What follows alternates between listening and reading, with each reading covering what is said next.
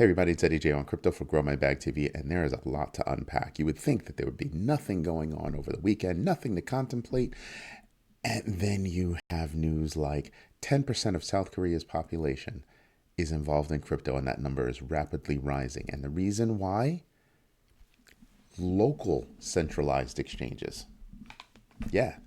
So the big boys like Binance and Coinbase, yeah, they're making money, but they're being outpaced by smaller exchanges, local exchanges like Upbit. So when I sit there and I look at Upbit, I just go, wow, that's actually huge. That's actually a very big deal. It's a bigger deal than most people think. But it does say that participation is growing, not diminishing, right? So when I take a look at the fear and greed index, which we'll do a little bit later, I pay attention to this. And the reason why I pay attention to it is because when I look at United States numbers, the number of the percentage of participation in regular people or by regular people is accounted for by about 13 to 17% of the population in the United States. If that's not huge, I don't know what is. Think about how big the population is. I believe the country is at 330 million people. So 10% is a big number, right? 13, 17, those are big numbers that we're talking about. So the next time somebody tells you, oh, crypto is not going anywhere, blah, blah, blah, ask them why is it a $1 trillion industry and growing, by the way, and growing. Ask them why. Ask them why companies like VanEck, who just resubmitted their paperwork to file for their Bitcoin spot ETF on the heels of Fidelity, ARK Invest 21 shares, BlackRock, among others, have refiled their paperwork. Ask them why.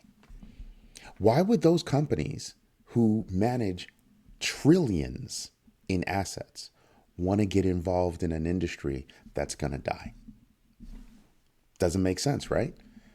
Doesn't make sense at all. I think that when the Bitcoin spot ETFs get approved, all of them come in at different dates, right? But with all of these refilings, I think they're either going to hit simultaneously or they'll be so close that they should have just as well been simultaneously. Because then the question becomes, well, if they don't come out simultaneously or in order of original filing, would that mean that the SEC is playing favorites? So you see the kind of position that they're in?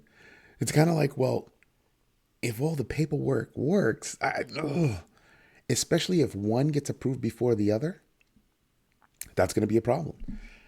But here's what I'm really thinking about. Last week, I told you they had 5 days. They had 5 business days to decide on Grayscale's conversion from a Bitcoin trust to a Bitcoin spot ETF. 5 days to do something. I think that time is past. It's either 5 days, 7 days, but I think that time is past. If that time is past, the question becomes, when is Grayscale going to convert? Because from what I heard, they've been ready for a long time. So when I look at all this, I sit back and I go, so none of this news has hit on a big scale yet. So if it hasn't hit on a big scale yet, should I take some of my dry powder and get in now? Right? Because then I would be expecting a stamp of approval, court ordered no less. Like what? In a couple of days? So drop $1,000, drop whatever money I have, whatever extra money I have, drop 10 grand, whatever it is, whatever the number is, right? Just drop that in Bitcoin and just watch, just wait and watch. I don't know about you, but that sounds like a good idea to me. But here's the deal though. Here's the deal. Somebody asked me, one of my folks asked me, why would I get involved in Bitcoin? Why would I get involved in Bitcoin alone? But why would I get involved with BCH when I have BTC? My simple response was, do me a favor and go look at the year-to-date increase that you see in BCH versus BTC. Do the same for Solana. Do the same for a couple other coins. That's why. That's why. Bitcoin Cash has grown far more than Bitcoin. Double. Solana, double. Bitcoin is up over 100%. Those two have doubled those upward moves. That's why I'm paying attention to it. I pay attention to pairs. I pay attention to how things move together, opposite. I pay attention. So it's interesting to me. And the reason why I'm asking myself, should I take some of my dry powder and drop it in, is because Galaxy Digital did exactly that. Galaxy Digital took $140 million and bought 4,162 BTC. It's a long-term move. I tell people all the time, my first purchase is always going to be Bitcoin. My second is going to be Ethereum. My third is going to be Polygon. Those are my top three for me personally, for the most part, right? But then I take and I drop into other coins. And the reason why is because of that upward momentum. When this news really hits, when it really hits, and people really pay attention to it, people are going to scratch their heads. I mean, $140 million dropped on Bitcoin, long-term bet. To me, it solidifies my thought process of you're going to be able to leverage Bitcoin in ways you cannot leverage other coins, altcoins. And the reason why is because it's a great store of value.